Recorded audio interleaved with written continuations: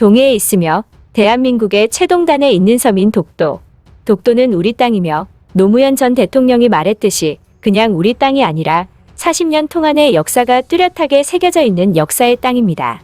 일본은 이 땅을 한국이 강제 점령하고 있으니 돌려받아야 한다고 지속적으로 주장을 하고 있고, 우리 정부는 분쟁거리조차 되지 않는다는 입장을 분명히 하고 있죠. 그래서 일본의 극우 세력들은 무력을 써서라도 독도를 돌려받아야 한다는 극단적인 주장을 펼치고 있습니다. 심지어 일본의 중의원인 마루야마 호다카가 그랬듯이 그들은 전쟁을 불사하고서라도 한국과 담판을 지어야 한다고 주장하고 있죠. 그렇다면 실제로 일본이 독도를 무력 침공할 가능성과 이로 인해 한일 양국이 전면전을 벌일 가능성은 얼마나 될까요? 겉으로는 불가능해 보이는 얘기지만 놀랍게도 일부 학자들과 군사 전문가들은 충분히 일어날 수 있는 시나리오라고 말하고 있습니다. 우선 무력 충돌이 불가능하다고 보는 입장부터 알아보겠습니다. 그들은 양국 정부가 과거 여러 파시스트 정권 정도로 막장화되는 거의 가능성이 없는 수준의 사건이 일어나지 않는 한 무력 충돌은 절대 일어날 수 없다고 주장합니다. 왜냐하면 일본의 집단 자위권은 일본 영내를 방어하는 개념이고, 국외의 미군을 따라 일본인 및 일본 이권을 보호하는 개념으로 대한민국 영토인 독도나 서해 5도는 해당되는 사항이 없기 때문입니다. 하지만 무력 충돌이 가능하다고 보는 전문가들은 일본이 예상치 못한 방법을 써서 독도를 침공할 것이라고 보고 있습니다. 평화헌법상 국외 파병은 금지되어 있지만 다케시마는 일본 영토이므로 상관없다는 논리는 내세우는 것입니다. 즉, 일본 영토를 한국이 무단으로 점거하고 있는 거니까 집단 자위권을 발동할 수 있다는 것입니다. 실제로 각종 한일전쟁 소설에서는 이를 반영하여 독도를 침공하는 시나리오를 그리고 있고, 그와 더불어 독도 경비대원들은 항상 전멸하는 걸로 시작하죠. 또한 전문가들은 영토 분쟁이나 국경 분쟁 사례를 보면 외교적으로 이해할 수 없는 무력 충돌의 역사가 많다고 지적합니다. 영토는 국가의 기본 구성 개념으로서 대다수 국민들로부터는 다른 많은 국익을 포기해서라도 양보할 수 없는 것으로 여겨지는 경우가 많은데, 따라서 일본 또한 그런 선택을 하지 않는다는 보장은 없다는 것입니다.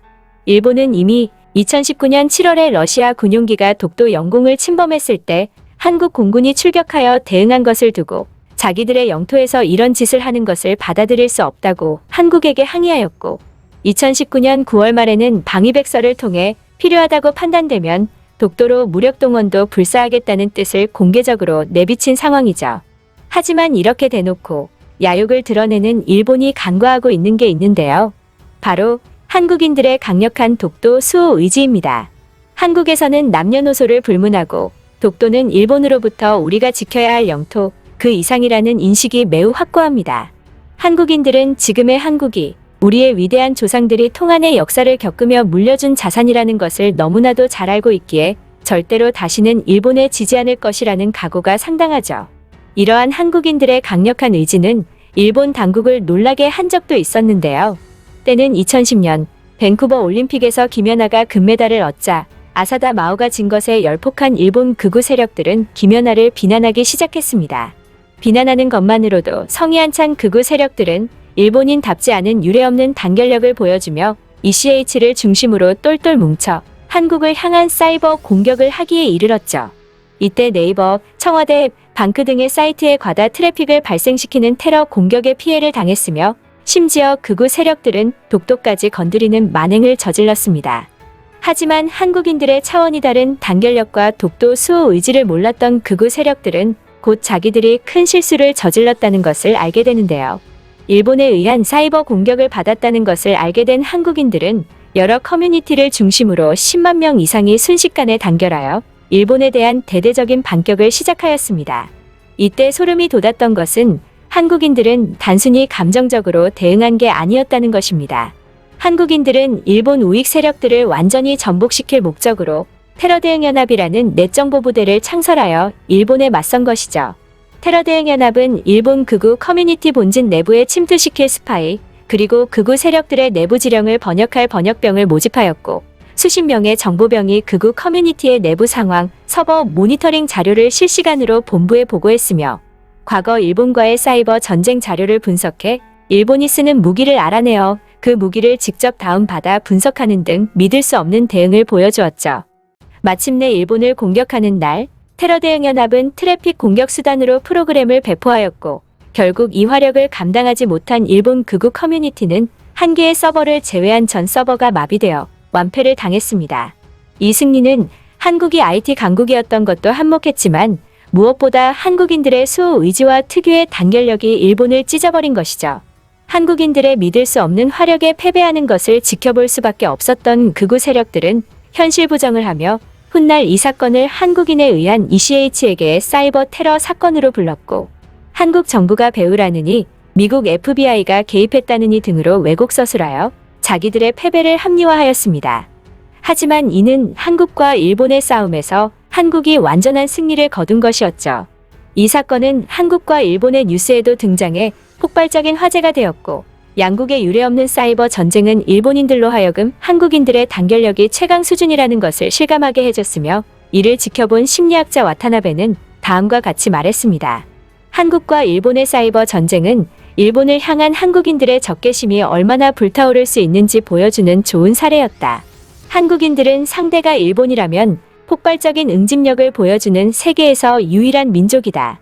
만약 일본이 한국과 실제 전쟁을 벌여 한국인들의 억눌러져 있는 적개심을 분출시킨다면 일본은 치명적인 문제를 겪게 될 것이다.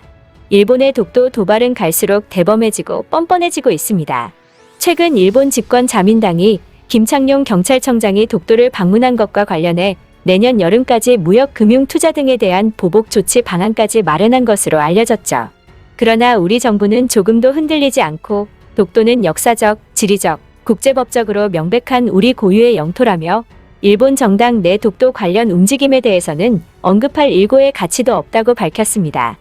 이처럼 일본의 독도 도발 행위는 결국 스스로 자멸하는 멍청한 행위가 될 것이며 만약이라도 독도와 관련 심각한 조치를 취한다면 한국인들의 수호 의지를 맛볼 수 있을 것입니다.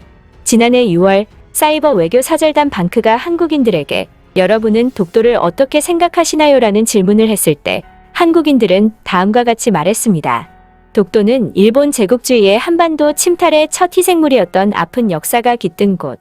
일제의 침탈과 포갑 속에서도 자주 독립을 위해 싸웠던 한국인의 용기가 있는 곳. 독도를 통해 일제 전쟁 범죄 과거사 문제를 지혜롭게 해결해 아시아 평화를 이루고자 하는 한국인의 염원이 있는 곳. 독도를 통해 다시는 제국주의로 인한 아픔이 지구촌에 되풀이되지 않기를 바라는 한국인의 의지가 있는 곳. 한국인에게 가장 소중하고 위대한 섬인 곳. 한국인들은 독도를 이처럼 사랑하며 수호하고자 하는 의지가 강하고 일본의 뜻대로 되는 일은 절대 없을 것입니다. 끝까지 시청해주셔서 감사합니다. 오늘 영상은 여기서 마치겠습니다. 가시기 전 구독과 좋아요 꼭 좀 부탁드립니다.